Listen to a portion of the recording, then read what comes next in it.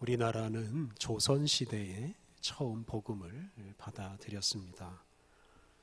그런데 당시에 신분제도라는 것이 있었습니다. 양반이라고 불리는 신분이 높은 사람이 있는가 하면 또 천민이라고 불리는 신분이 아주 낮은 사람도 있었습니다. 그런데 이런 신분제도 때문에 교회가 갈라지는 일도 있었습니다.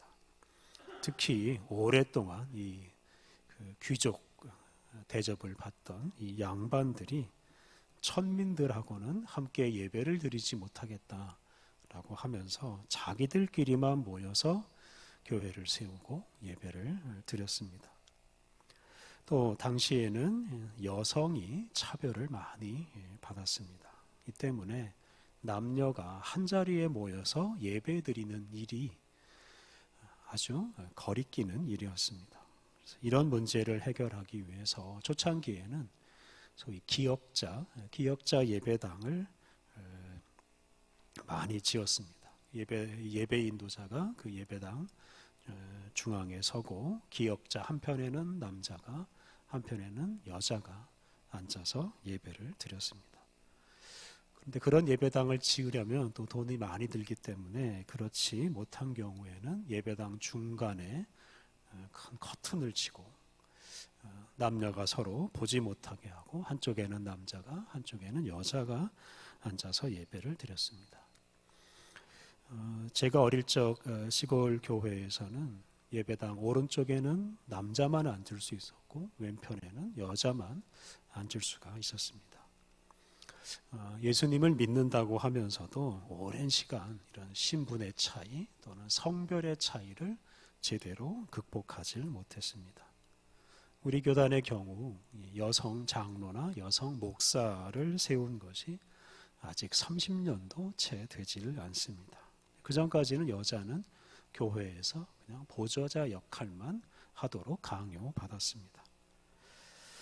그래서 오랜 세월 여자는 남자의 보조자나 또는 부수적인 존재에 불과했던 것입니다. 우리나라 교회뿐만 아니라 세계 교회 역사에서도 이런 비슷한 일들이 많이 있었습니다. 우리가 지난 시간에 묵상한 대로 사도행전은 성령으로 충만한 제자들이 예루살렘과 유다와 사마리아와 땅끝까지 이르러서 복음을 전하는 이야기입니다. 그런데 이 초기 그리스도인들은 다 유대인들이었습니다.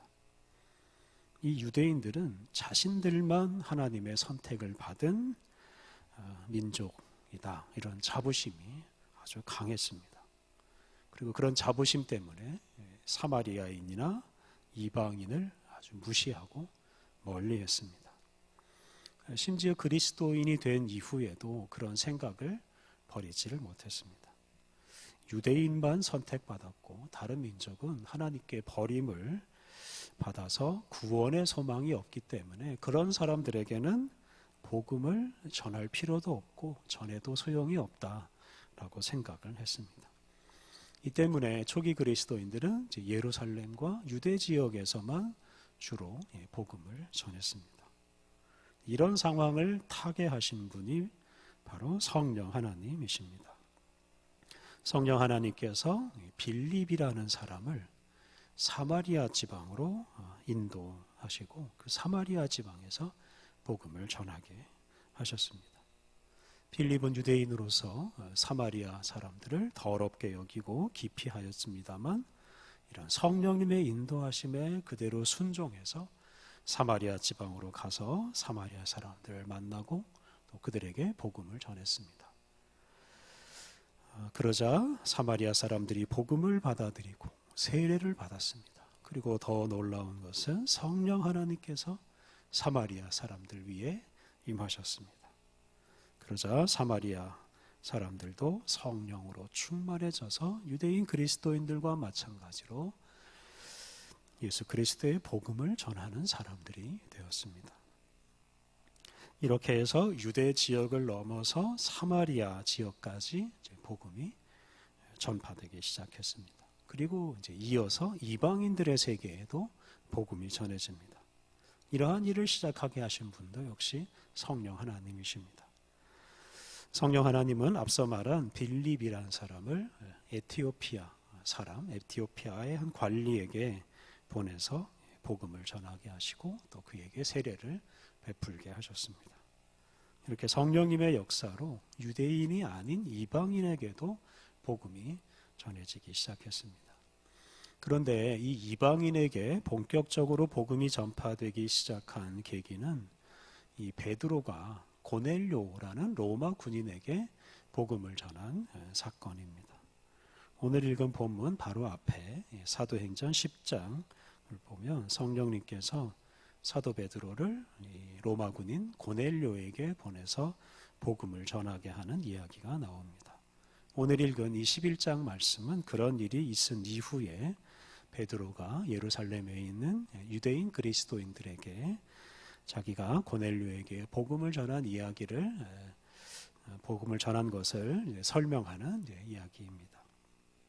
오늘 읽은 본문 2절과 3절을 보면 이 베드로가 이방인을 만나서 복음을 전한 것이 큰 논란거리가 되었습니다. 베드로가 예루살렘에 올라갔을 때 일부 유대인들, 할례자라고 표현되어 있는데요. 일부 유대인 그리스도인들이 베드로가 이방인 고넬료의 집, 이 무할례자의 집에 들어가서 고넬료와 교제하며 음식을 나누어 먹은 것에 대해서 비난을 했습니다. 이 당시 유대인의 관습에 따르면 유대인은 이방인과 함께 식사할 수가 없었습니다. 예루살렘의 유대인들은 베드로가 바로 그런 관습을 깨뜨렸다. 소위 장로들의 전통을 어겼다. 이런 비난을 한 것입니다. 그러자 사도 베드로가 그동안 자기가 경험한 일을 자세하게 그 예루살렘의 그리스도인들에게 설명합니다. 오늘 본문 5절부터 10절을 보면 베드로가 요빠라는 도시에 머물고 있을 때 하나님께서 이 베드로에게 환상을 보여주십니다. 베드로가 이 하늘에서 이 먹지 못할 부정한 짐승이 내려오는 것을 보았습니다. 우리가 레위기를 읽으면 알 수 있듯이 유대인들은 음식에 관한 아주 까다로운 규정을 지키며 살았습니다. 그 규정에 따르면 먹을 수 있는 가축, 먹을 수 없는 가축이 아주 분명하게 구분되어 있습니다. 그런 베드로에게 하나님께서 먹지 못할 부정한 짐승을 보여주시면서 그것을 잡아 먹으라라고 말씀하셨습니다. 그러자 이런 유대인 관습에 익숙한 이 베드로는 하나님께 결코 잡아먹을 수 없다라고 아주 단호하게 대답을 했습니다. 이렇게 베드로가 거부하니까 하늘에서 또 음성이 들려옵니다. 하나님께서 깨끗하게 하신 것을 네가 속되다 하지 말라. 그런데 베드로는 이 음성마저도 거부합니다. 그러자 이런 일이 2번 더 반복되었습니다.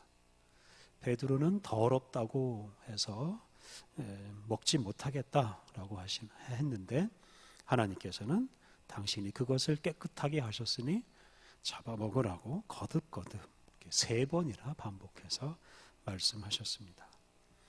이 환상은 바로 이 이방인에 관한 이방인에 관한 말씀입니다.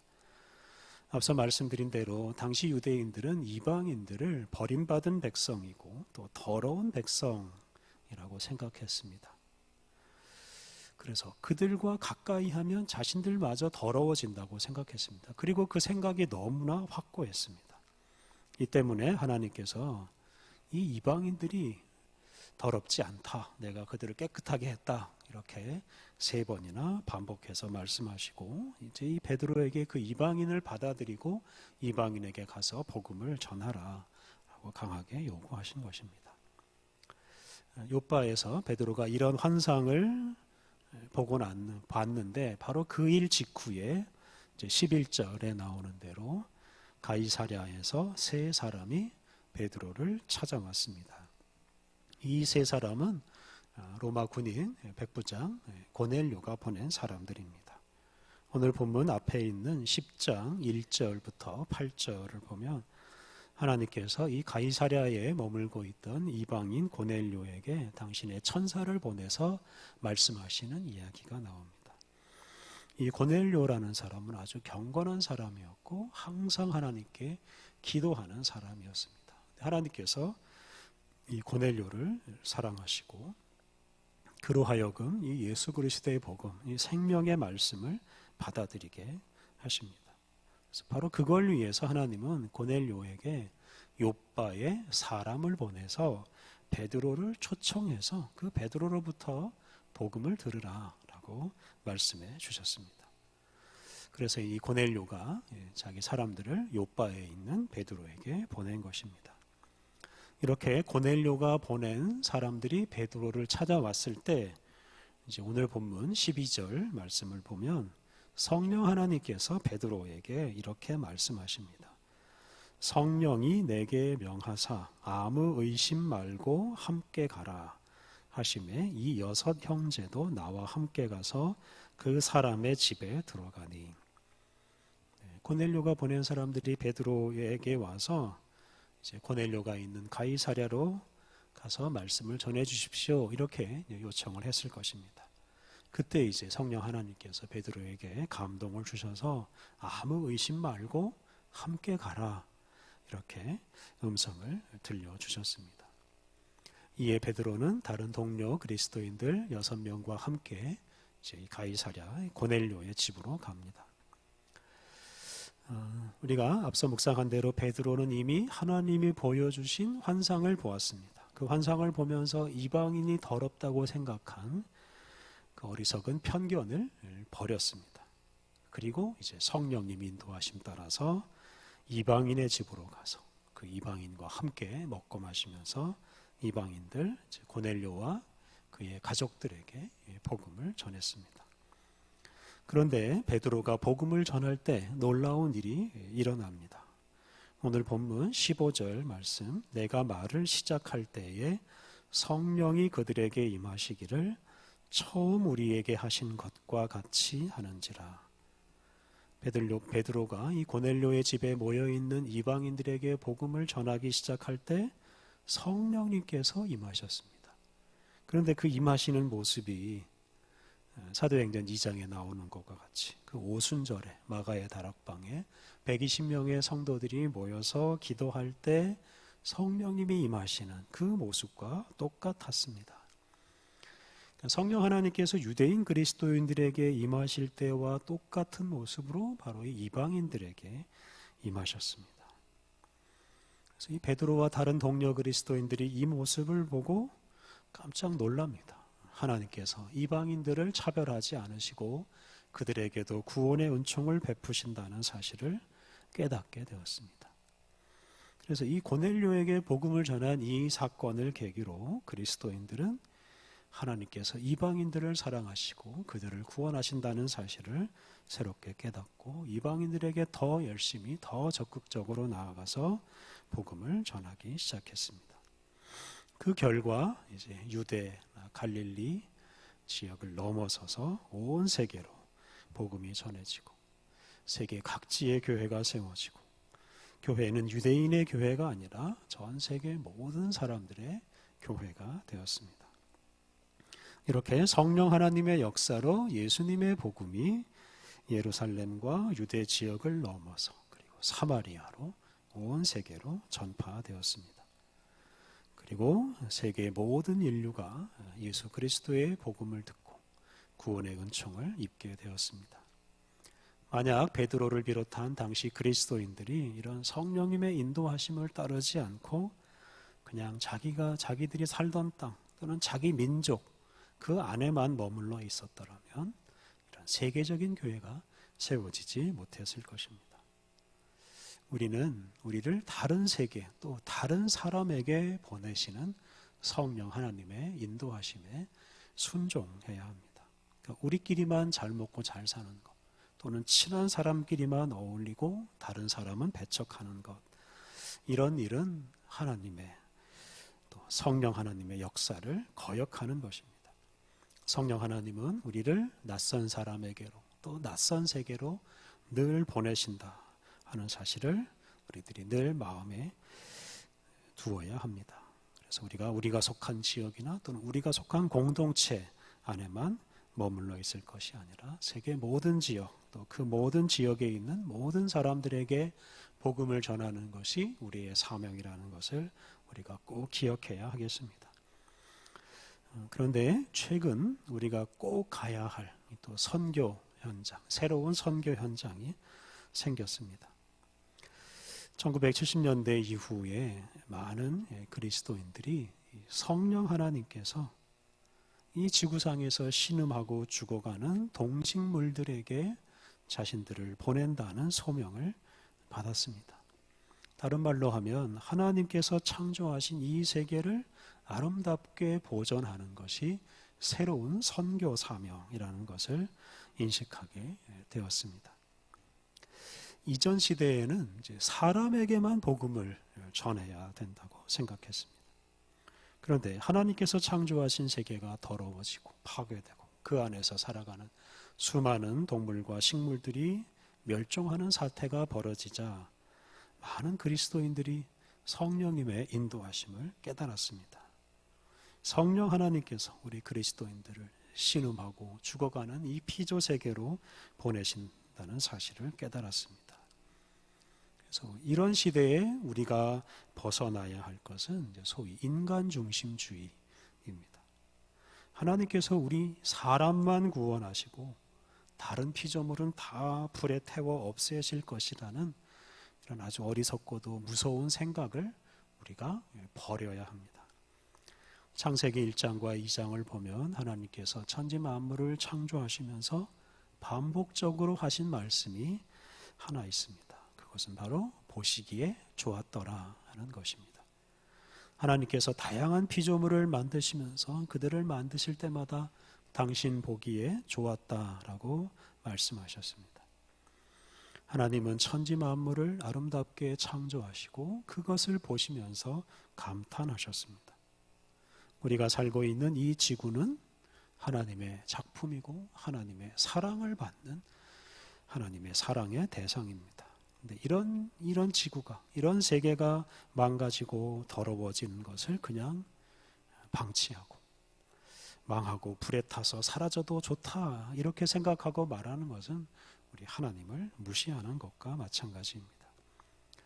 우리는 하나님께서 창조하신 세계를 하나님께서 아름답게 완성하실 것이라고 믿습니다. 하나님은 이 세상에서 더럽고 추하고 독하고 악한 것들을 다 없애버리시고 이 세계를 가장 아름다운 모습으로 완성하실 것입니다. 이것을 믿는 우리들은 단지 사람에게만 복음을 전할 것이 아니라 온 세계 모든 피조물에게 복음을 전해야 합니다. 그런데 우리가 다른 피조물에게는 말로 복음을 전할 수가 없습니다. 우리의 말을 듣지 못하기 때문에 그렇습니다. 예수님처럼 우리 자신을 희생하는 방식으로 우리의 이익을 포기하고 우리의 욕심을 포기하는 삶으로 그런 실천으로 복음을 전해야 합니다. 왜냐하면 우리 인간이 욕심을 부리면 부릴수록 하나님이 창조하신 세계는 더 망가지기 때문입니다. 그동안 우리 인류가 앞서 말한 이런 인간 중심주의에 빠져서 다른 피조물은 그냥 우리 인류의 욕심을 채워주는 수단으로만 여겼습니다. 소위 개발한다는 미명하에 이 하나님이 지으신 세계를 마음껏 파헤치고 더럽혔습니다. 하나님께서 창조하신 세계를 파괴하고 더럽히는 대가로 경제를 발전시키고 돈을 벌었습니다. 이것은 하나님께 대한 아주 중대한 범죄입니다. 사람만 중요하고 다른 피조물은 중요하지 않다고 여기는 이런 태도, 천지 만물을 사람의 욕심을 채우는 수단으로만 여기는 이런 태도, 바로 이런 태도 때문에 천지 만물을 지으신 하나님께 범죄하고 만 것입니다. 그러므로 우리 인류가 우리 사람만 중요한 게 아니라 하나님께서 지으신 이 피조물도 중요하다는 것을 깊이 깨닫고 우리가 더 사랑해야 하겠습니다. 베드로에게 임하셔서 이방인에게 가서 복음을 전하라고 하신 성령 하나님께서 오늘 우리 시대에 임하셔서 파괴되고 더러워지는 이 세상과 이 속에서 죽어가는 동식물들에게 복음을 전하라고 그들을 돌보라고 우리를 보내십니다. 우리가 이런 성령 하나님의 인도하심에 순종해야 하겠습니다. 이런 인간 중심주의, 우리 사람만 잘 되고 사람만 구원받으면 된다는 어리석은 생각을 버리고 다른 피조물들도 우리의 형제자매처럼 아끼고 사랑하고 그들을 살리는 생명의 복음을 전파해야 하겠습니다. 우리 함께 기도하겠습니다. 온 세상을 다스리시는 하나님, 온 세상 모든 사람들과 모든 피조물을 사랑하시는 주님께 우리가 온전히 순종하게 하옵소서. 성령 하나님께서 주님께서 사랑하시는 사람들과 주님께서 사랑하시는 피조물들에게 우리를 이끄시오니 우리가 온전히 순종하게 하옵소서. 우리 자신이나 우리 주변에 있는 친한 이들만 사랑하지 않고 주님께서 창조하신 온 세계 모든 사람들에게 나아가 복음을 전하게 하옵소서. 특별히 주님께서 창조하신 이 아름다운 세계를 우리의 형제 자매로 여기고 사랑하게 하옵소서. 우리 인류의 욕심과 죄악 때문에 주님이 지으신 다른 피조물들이 파괴되고 죽어가고 있사오니 우리가 이 편협한 인간 중심주의에서 벗어나게 하옵소서. 우리의 욕심과 죄악을 청산하게 하옵소서. 다른 피조물들을 우리 사람과 똑같이 사랑스럽고 소중하게 여기고 잘 보존하고 사랑하게 하옵소서. 예수님의 이름으로 기도드립니다. 아멘.